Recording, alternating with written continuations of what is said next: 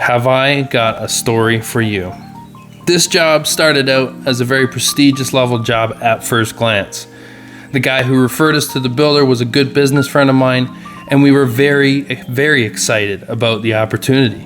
I mean, who wouldn't want to have the opportunity of bidding on a 16,000 square foot zinc standing seam job that was literally gable to gable? A pure dream when it comes to all aspects of standing seam installs. Long, straight, no hips, no valleys. Easy peasy, right? Wrong. Let me explain. I look back on it now, and even from the moment I put pen to paper on quoting this thing, I had no idea what I was really getting into.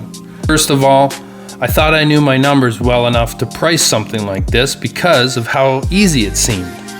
Not wrong in thinking this, but I was a little reckless as a result and should have paid more attention to how long things actually took. In terms of material, I got extremely lucky. I knew I had enough coil material to run through my machine for the actual roof and siding panels, but again, I took a very relaxed approach when it came to the finer details of the job. I figured that with my knowledge and experience, I could just make things work. I did some calculations, but didn't really spend enough time on the details. And like the saying goes, the devil is in the details. And sure enough, he was. Having said that, you guys aren't strangers to material shortages and miscalculations. It's not the first time things have gone sideways on a construction project, and definitely won't be the last. But there was one more miscalculation I completely missed the mark on that still affects me greatly to this day. The strain it took on my family.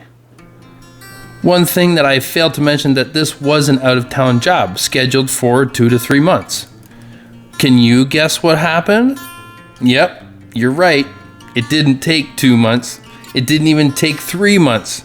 We ended up being there for 4.5 months, a whole month and a half longer than anticipated.